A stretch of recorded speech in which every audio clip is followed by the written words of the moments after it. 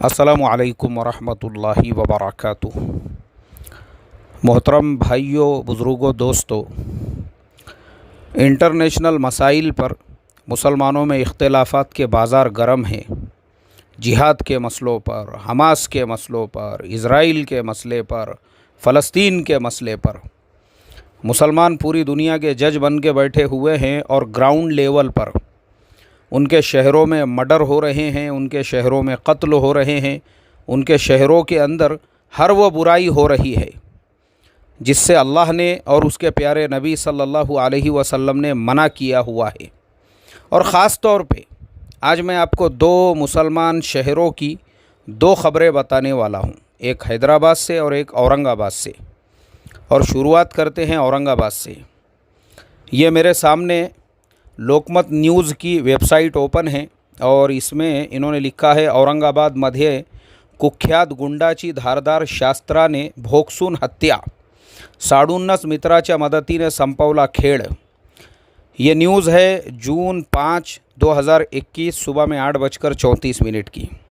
मराठी में ये पूरी न्यूज़ है डिटेल्स में। इसका ख़ुलासा ये है कि ज़मीर ख़ान शब्बीर ख़ान 25 साल का एक नौजवान, उसके साड़ू से उसने कुछ पैसे उधार लिए, देने में ताख़ीर हो गई। साड़ू अपने दोस्त को लेकर वहाँ पे पहुँचा और पहुँचने के बाद में साड़ू और उसका दोस्त दोनों ने मिलके रोड पर बीच चौराहे के ऊपर ज़मीर पर चाकू से हमले कर दिए। ज़मीर जगह पे गिर गया और वहीं पे उसकी मौत हो गई। दूसरा वाक़या अभी मेरे सामने यूट्यूब के ऊपर सच न्यूज़, हैदराबाद का एक न्यूज़ चैनल है जिस पे मैं अक्सर वहाँ की ख़बरें वगैरह देखते रहता हूँ। 8 जून 2021 को उन्होंने अपने चैनल के ऊपर ये ख़बर अपलोड की, चंचलगुड़ा गैंग अटैक में नौजवान की हुई मौत, यंगस्टर अदनान पासेस अवे।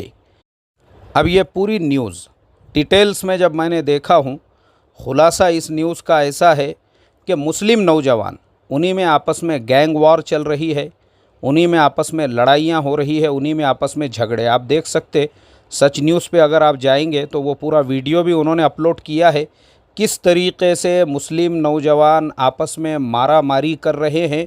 और उसी मारा मारी के अंदर, क्योंकि हर नौजवान को या तो सलमान खान बनना है, हर एक को या तो बिल्डर बनना है, हर एक को भाई बनना है ना, भाई बनना है। आज के मुस्लिम नौजवानों को डॉक्टर से ज़्यादा, इंजीनियर से ज़्यादा, प्रोफेसर से ज़्यादा, हायर एजुकेटेड से ज़्यादा अगर कुछ बनना है, भाई बनना है। भाई, हर एक को भाई। जिसका वज़न 35 किलो है उसको भी सीना तान के और जो है 2-2.5 लाख रुपये की जो बुलेट है वो लेके उसको महल्ले में अपना एक रोब, अपना एक दबदबा, भले ये तालीम के अंदर ज़ीरो हो, मगर भाई बनने का है हर एक को भाई। हर एक के हाथ में वो सलमान खान के जैसा पट्टा डाला हुआ, कोई भी सलमान से कम तो समझने को तैयार ही नहीं है अपना। 35-35 किलो के भी भाई आपको मिलेंगे, 35-35 किलो के। तो वो हर एक को भाई बनने का शौक़, हर एक को भाई बनने का ज़ोर, और भाई बनने के चक्कर में 12 साल, 14 साल, 15 साल की उम्र में सिगरेटों का इनको शौक़। 12 साल, 15 साल, अभी पके भी नहीं है, अभी कच्चे कच्चे ही झाड़ों को लगे हुए हैं। उसी वक्त के अंदर इनको हुक्का बारों में जाने का शौक़। उसी एज के अंदर कोई गोल्ड फ्लैग का कश ले रहा है, कोई सिगरेट का कश ले रहा है, उसी एज के अंदर। पके भी नहीं अभी, उससे पहले, क्योंकि भाई बनने के लिए ये सारे उसकी क्लासेस है, ये सब उसके स्टेप्स है। जब तक ये सब नहीं होते, हाथ में सलमान के जैसा कड़ा नहीं होता, जब तक उसके जैसी फटे हुई जीन्स नहीं होती, जब तक 35 किलो एकदम पूरे हड्डियाँ निकले हुए वैसा आंग नहीं होता, भाई कैसे बन सकते हैं। और उसके लिए सिगरेट पीना भी ज़रूरी है। सिगरेट पी के, और वो सब आपस में गैंग वॉर चल रही है। किसी ने घूर के भी देखा, खाली देखने पे से तूने मुझे घूर के देखा, मैंने तुझे घूर के देखा, इस पे से मारा मारी, इस पे से अल्लाह हिफाजत फरमाई। तो वो जो नौजवान बच्चे थे, आप वो सच न्यूज़ में जाके देख सकते, मारा मारी आपस में एक दूसरे को। देखो आप कैसा मारा मारी चल रही है। उसी में ये जो नौजवान बच्चा है अदनान, ये ज़मीन पे गिर जाता है और गिरने के बाद में इसको हॉस्पिटल में एडमिट करते हैं। 2 दिनों के बाद में इसका इंतकाल हो जाता है। क्यों हुआ इसका इंतकाल? इसका इंतकाल इसलिए हुआ क्योंकि आज के ज़माने में जो कुआ है, कुआ यानी आदमी के अंदर की जो ताकत है, बहुत कमज़ोर हो चुकी है। ये ज़माने का सबसे बेवकूफ़ इंसान है लड़ाई झगड़े करने वाला। भले आप बिल्डर हो, भले आप पहलवान हो और सामने वाला आपको दो गालियाँ नहीं, दो थप्पड़ भी मार रहा है, बर्दाश्त करो, बर्दाश्त करो, किसी के नात को लगो मत। क्योंकि गुटखे खाकर, सिगरेट पीकर ये छातियाँ जो है ना, छातियाँ पूरी तरह से खोखली हो गई हुई है, लंग्स पूरे ख़राब हो गए हुए हैं, हार्ट पूरे ख़राब हो गए हुए हैं। गुटकों ने, विमल गुटखा, मिराज गुटखा, गायछाप जर्दा, ये तंबाकू गुटके और ये जितने भी बीड़ी सिगरेट है ना, इन्होंने अंदर से खोखला बना दिया हुआ है, खोखला लोगों को। झगड़े करना तो दूर की बात, फूके भी तो डर लग रहा आज के ज़माने में। कोई दुआ फूकने को आया, ज़ोर से फूक दिए, कहीं वहीं गिर ना जाए बोल के आज ऐसी हालत हो गई हुई है। पिंजरे हो गए हुए हैं, पिंजरे अंदर से। इसके लिए मैं हमेशा नसीहत करता हूँ नौजवानों को, जब भी मैं नसीहत करता हूँ, याद रखो, याद रखो, आगे बढ़ने वाला कामयाब नहीं है, पीछे हटने वाला कामयाब है। नात को लगने वाला कामयाब नहीं है, अपने आप को पीछे सरकाने वाला कामयाब है। क्योंकि जिसको तुम ये समझ रहे हो कि मैं उसके साथ में हाथापाई करूं या मारामारी करूंगा, भले वो आपको कितना भी पहलवान जैसा नज़र आए, आज के ज़माने के अंदरून के जो ऑर्गन्स है, ऑर्गन्स वो ख़त्म हो चुके हैं, वो फेल हो चुके हैं। लड़ाई झगड़े तो दूर की बात है, बहुत सारे लोग वो इतने भी ज़्यादा कमज़ोर है कि बयान सुन के जो है हार्ट अटैक आ रहे बहुत सारे लोगों को। खाली बयान सुन के, बयान सुन के बहुत सारों का बीपी जो है वो ऐसा सिर के ऊपर निकल के तब पिचकारी के जैसा धार मार रहा। बयान सुन के खाली आजकल लोगों को, लोग हाइपर टेंशन के, ब्लड प्रेशर के पेशेंट बन रहे। इसलिए मैं बच्चों को ख़ास तौर पे नसीहत करता हूँ, बर्दाश्त करो, बर्दाश्त। क्योंकि आज के ज़माने का अंदरून जो सिस्टम है पूरी तरह से ख़त्म हो गया हुआ है, पूरी तरह से। आप किसी को हाथ लगाने जाएंगे, वो ऑलरेडी पहले से हार्ट का, ब्लड प्रेशर का, किसी न किसी बड़े बीमारी का पेशेंट रहेगा, और उसी वक्त के अंदर अगर उसकी रवानगी के आदाब हो गए। अब आप मुझे बताओ, ये बच्चे जिनमें मारामारी हो रही थी, ये मारामारी के अंदर वो अदनान नौजवान ज़मीन पे गिर गया, और गिरने के बाद ये कितने बच्चे हैं? तकरीबन ये 10 से 15 बच्चे हैं, देखो, जिनमें जो मारामारी चल रही है। अब ये जो 10 से 15 बच्चे हैं, आप मुझे बताओ, एक की जान गई और 15 बच्चे, 15 क्या 15 को अभी पुलिस ने अपनी गिरफ्त में ले लिया हुआ है, इनके ऊपर आगे कार्रवाई होंगी। ये 15 घरों के चिराग है जो एकदम से बुझ गए, 15 घरों के चिराग, अल्लाह हिफाजत फरमाई। ये हाल है, और ये सिर्फ किसी एक दिन की बात नहीं है। ये जो खबर, ये जो न्यूज़ है, सच न्यूज़, मैंने इसको सब्सक्राइब किया हुआ हूँ, मैं इसके ऊपर रोज़ाना ख़बरें देखता हूँ, क्योंकि हमारे मोहम्मद शरफुद्दीन भाई जो है एकदम ऑथेंटिक ख़बरें वो दिखाते हैं।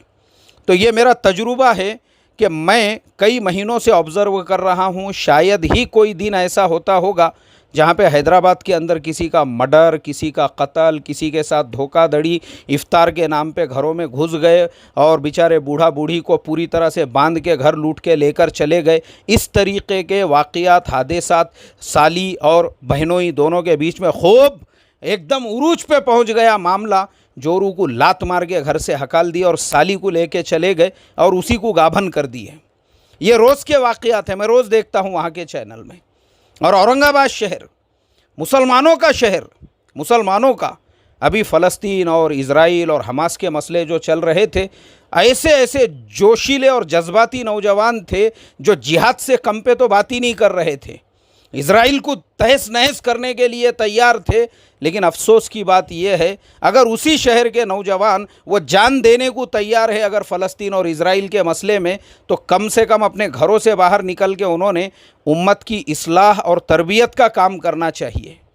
उम्मत में गश्त करना चाहिए, गश्त की ज़रूरत है, उम्मत को जान देने की ज़रूरत नहीं है। उम्मत की जान बचाओ। ये ऐसी जान जा रही है क्यों? सिर्फ बेदीनी की वजह से। सगे साड़ू ने अपने साली का घर बर्बाद कर दिया, अपने ससुराल वालों को खून के आंसू रुला दिया सगे साड़ू ने। क्यों? सिर्फ बेदीनी की वजह से। दीन नहीं ज़िंदगी के अंदर, दीन ज़िंदगी के अंदर नहीं है। बस पैसे को ज़िंदगी समझे, खाने कमाने को ज़िंदगी समझे। अगर उसी के पास जाकर यही नौजवान जो बहुत तैश में ऐसा 4-4 फीट उछल रहे और ऐसे खुदिया मार रहे थे और ऐसे हमदर्द बन के बैठे हुए थे, तो यही नौजवान अगर वहाँ पे इस्लाह का, तरबियत का, गश्त का, मुलाकातों का काम करते थे, मैं कहता हूँ ना, ये वहाँ पे ऐसे हादसात नहीं होते थे। और ये एक वाक़या नहीं है, हर 2-4 दिन को मैं ऐसे वाक़यात पेपरों के, न्यूज़पेपर के अंदर और मीडिया चैनलों के ऊपर देखते रहता हूँ। हर 2-4 दिन के अंदर ऐसे कुछ ना कुछ मसले मसाइल। कौन ज़िम्मेदार है? वो जज्बाती और जोशीले नौजवान पहले नंबर पे ज़िम्मेदार है, जिनको कौम और उम्मत में इस्लाह से ज़्यादा बाहर के मसलों की फ़िक्र है। उनको बाहर के मसलों की फ़िक्र है। और दूसरे नंबर पर वो मजहबी कायदीन जो अपने बयानों में उम्मत को कर्ज़ों के लेन देन के मसाइल सिखाने की बजाय, उम्मत को कैसी मुआशरत की ज़िंदगी होना चाहिए वो सिखाने की बजाय, उम्मत को बाहर के मसलों पे भड़काने वाले, मिसगाइड करने वाले, जोशीली जज्बाती तकरीरें करके उम्मत के नौजवानों को जिहाद के ऊपर वरगलाने वाले और उम्मत को फ़िरक़ों, मसलकों, जमातों के नाम पे तोड़ने वाले, वो ख़तीब शैतान है